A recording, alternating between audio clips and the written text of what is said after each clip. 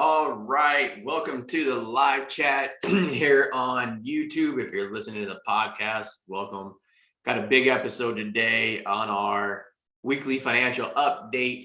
This is primarily going to be centered around student loans because the Biden administration and Department of Education dropped a lot of updates yesterday that are now going to be taking place. So most of this weekly update is going to be geared towards student loans. Also, we've been getting a lot of questions over the last week based on our update from last week.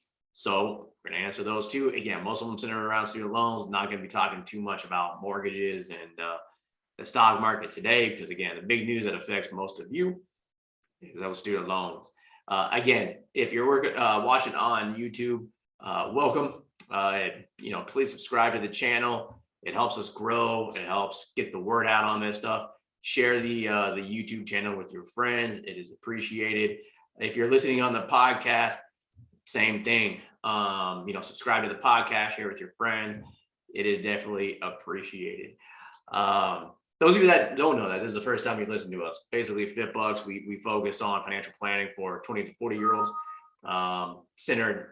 It's now financial planning technology, but we started our first technology all centered around student loans. So we know student loans inside and out. That's why this is a massive update. And that's why a lot of you are tuning in. So let's jump right into it.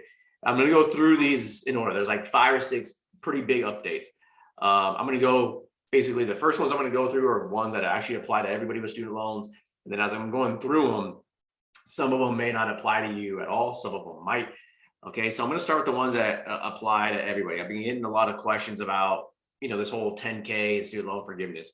Yes, it was stopped for the time being. There's an injunction, so it can't be issued out.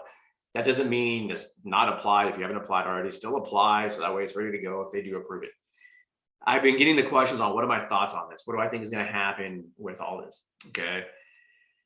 What I think is that the lawsuit that stopped it, there's actually 3 of them. One of them that actually stopped it. The other 2 are still going through the courts. Okay. And there was 8 judges that said, they didn't make a ruling on it. They didn't say yes or no. They said, you can't do this yet until the courts are coming out with a decision. What I think is going to end up happening, they're not going to make a decision anytime soon. Okay. They're going to wait for the midterm elections to be done, which is in 11 days or something like that. And then from there, they're going to see who wins, meaning do Republicans take back the House or do Democrats keep the House? And I'll touch on that in a minute. And then from there, they're going to say, now, based on who wins, here, the courts are going to cancel this or not. So like if Democrats win, I can see the court then saying, this is not doable. You're not doing this. And then eventually it's going to go to the Supreme Court, and the Supreme Court's going to say, nope, it's not going to happen. If the Republicans take over, I can see the court not doing anything. And the reason being is because the new Congress takes over. It's like January 3rd or January 4th. I can't remember one of those dates, but that's when the new Congress takes over after this election. And Congress with Republicans in the House of Representatives would have the ability to then do their own lawsuit. And that lawsuit, since it comes from Congress, will go to the Supreme Court and probably win. And so the judges that are looking at these cases, they're not great cases, but they're not bad cases. They're kind of in this in between. So I think if Republicans get elected, it gives them this out to say they're going to file a lawsuit. That one holds way more water. We're just going to let that one go through the court system and never rule on this. Okay. If Democrats take over, like I said, I think it's going to go to the Supreme Court, and I think it's going to be stopped at the Supreme Court. For you, what does this all mean? I don't think any of this is going to be decided before the end of December. So what does that mean in the big picture? I think they're going to kick the can down the road again with student loan repayment. Okay. I think that Biden's going to say, well, we can't start student loans if we don't know what's being canceled or not canceled or whatever it's going to be. Okay. So I think they're going to kick the can down the road and again, on student loan repayment, which I already know a lot of you have contacted us. You're getting pissed off about it. It's nice not to have loans, but it's like, can we just figure out what the hell's going on instead of every 2 or 3 months? It's like, well, no, it's this date, and then it's this date, and then it's this date. It's like, just, I mean, a lot of you be like, F it, just start the damn things already. Who cares? Like, let's go. Right. There's like this cloud hanging over you, waiting for, people in Washington to make decisions. So a lot of you have also voiced those frustrations. Trust me, I get it, because we get those same frustrations internally because of, with our technology and stuff. We're right there with you, trying to figure out what we need to build in order to do all this stuff, and we can't get answers from anybody. All right. So, but that's what I think is going to happen. Long story short, I don't think student loans are going to start repayment again in January. I also think Republicans, if they win, they might actually sue to restart them. So in terms of when they're going to start, I've been saying it since Biden got elected. I think that he's going to not have repayment the entire time he's president. But if I had to say, put a guess of when they actually will start, like if they do it, then I would say either June or July, because that's when the new IDR plan is supposed to roll out, which I'm going to talk about next. And then, but if it goes through the court system faster in terms of Republicans suing them in January, you might see them start in like March or April. We'll see. So stay tuned. I don't think student loan repayment is going to be starting in January. We'll see. Okay.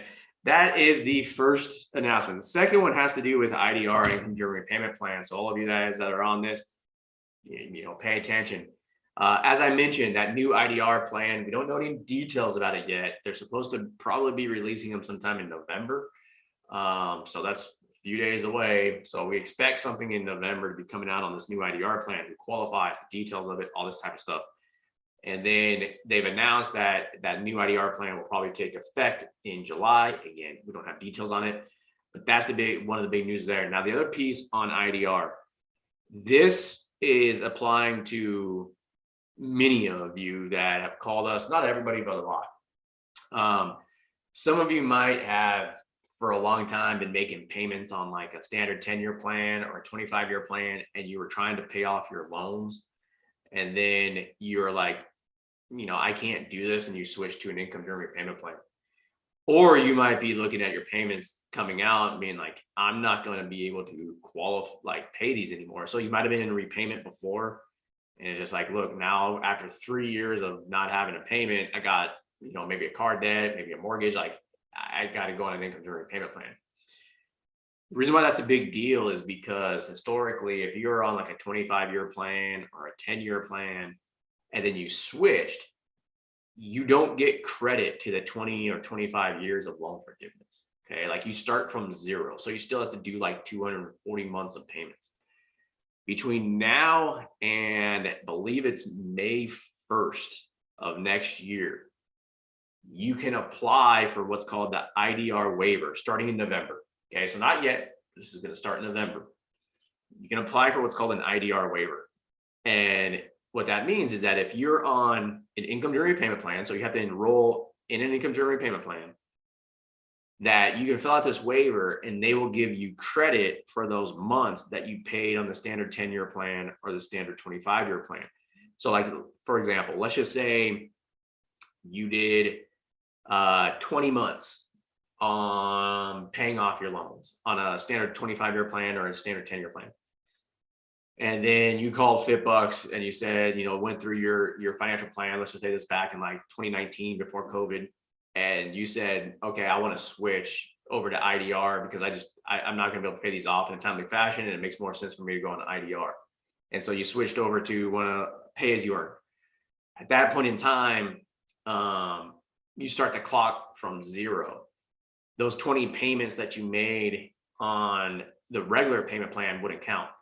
If you fill out this IDR waiver, they will count. Okay. So make sure if you're in that situation, make sure you go and do that. Okay. This next one's a big one. I know a lot of you listening to this are from California. A lot of you guys are from Texas. So this doesn't apply to everybody, but it's applying to a lot of people that are on public service loan forgiveness or want to be on public service loan forgiveness. Okay.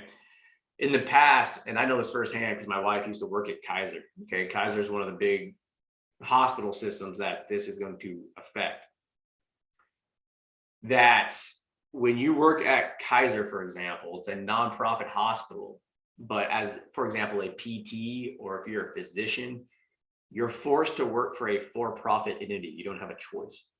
So you don't qualify for public service loan forgiveness because you don't technically work for the nonprofit. Okay. That means you don't get it qualified. The way they wrote the new rule is that you will now qualify. Okay. Will that actually go into effect? We'll see. It's not 100% certain yet. I'm reading some of the stuff on it, right now as we're going through this. But that's one of the big things on that. And so they're not 100% sure yet, but myself and other people that have been reading this believe these new guidelines starting in 2023 are going to be instituted. Which again means if you work at like a place like Kaiser, I know, for example, some places here in Texas, like Baylor Scott White, some of the PTs there don't qualify because their portion is owned by a private equity firm, but they work at BSW and that's a nonprofit. It would then qualify. Okay. So that's a big one for some of you that are working at a nonprofit hospital, but you don't actually work for the nonprofit. Now, another one where we haven't gotten clarity on this, and we probably won't until we have people try it, is a lot of you are travel PTs, travel nurses, travel OTs, travel SLPs, whatever, down the road, down the line, is that you guys run into the same problem. You might have a contract at a nonprofit, but you actually work for a for-profit. And in the past, that doesn't count. Again, based on the wording of this, like if you're a healthcare provider and you work at a nonprofit, even though you're not paid for them, you will still get credit. Okay. Again, that was a little bit more iffy because you're considered maybe like a part-time worker, not a full-time type of worker. So that one, yeah, I don't know yet. Like I said, for travelers, we're probably gonna have to wait to see and have a traveler to apply for it and see if they actually get it. Okay. So that's some big news there. Also, again, these last two probably don't apply to most of you, but it might apply to a couple of you, especially if you have older loans, the FFEL loans. Okay. This IDR waiver is the same type of thing that the government just got sued for the standard or the 10K in forgiveness, meaning you were going to get 10K in forgiveness if you have FFEL loans, and then they got sued, so they stopped it. So if you have FFEL loans, you don't get it anymore. I can see the same thing happening with this IDR waiver. So we're anticipating that lawsuit. So if this is you and you want those FFEL loans to qualify for IDR, you might want to consolidate those into a direct loan. If that's confusing, again, and if any of this stuff is confusing to you guys, reach out to us, schedule a call, build your profile. It's free, and we can go through and see how this actually applies to you. Okay. The last portion, again, not very many of you are going to have this. This is not related to COVID forbearance. This is strictly for forbearance or loan deferral from in the past. So let's just say you had something happen and you were on like 12 months of forbearance, 24 months of forbearance. Maybe you had a deferment in there prior to COVID. Those months don't count towards IDR loan forgiveness. It also makes you potentially not qualify for it. Up until May 1st, so from November to May, in the coming months, you can fill out this IDR waiver and you then get credit for those months that you're on forbearance and whatnot. So make sure that you complete that, make sure you do that, and everything's good to go. One last announcement: if you're on IDR, there was a lot of technicalities, like making payments late, you got kicked off, you don't qualify for forgiveness anymore. Those are getting wiped out too. So like if you ever made a late payment, it still counts because you made a payment. Okay, so that's actually a good one. I'm excited about that one because there's some BS that they used to do in there. So those are the student loan updates. Again, that's what I wanted to jump on, talk the most about today. Now, other than that, going real quickly in the mortgages, rates are at 7%. Home affordability still sucks. I mean, that's the end of the day. People ask me, well, what's going to change? What can make a change? It's only really three things. Either people's income's got to go up, which I don't see that happening anytime soon. Mortgage rates got to crash, which and go down for home affordability to go back up, which the Feds told us they're not dropping rates anytime soon. So barring a massive recession, I don't see that happening in the next 6 to 9 months. Maybe in 6 to 9 months, they drop them a lot again when the big recession does hit. We'll see. The third one, home prices got to go down. Like that's the only way affordability can go up. So I could see home prices dropping, like I've been saying for months, quite a bit. We'll see. The last one, stock market, again, it's all over the place. Same type of thing. Keep dollar cost averaging into it on your retirement plans. Maybe shift some allocations, maybe slow down what you're putting into it if you want to, but don't stop. I mean, don't try to time the market. There's always a difference between money management and investing, right? So again, if you guys got questions, build your profile, FitBUX.com. We'll go through, build out your financial plan with our new technology for financial planning. You can add all these different things into it, life events, planning, and it's fantastic. It's awesome. We're rolling out more and more of it every month. I love it. I hope you guys will love it. Thanks for jumping on the weekly update. Talk to you guys soon.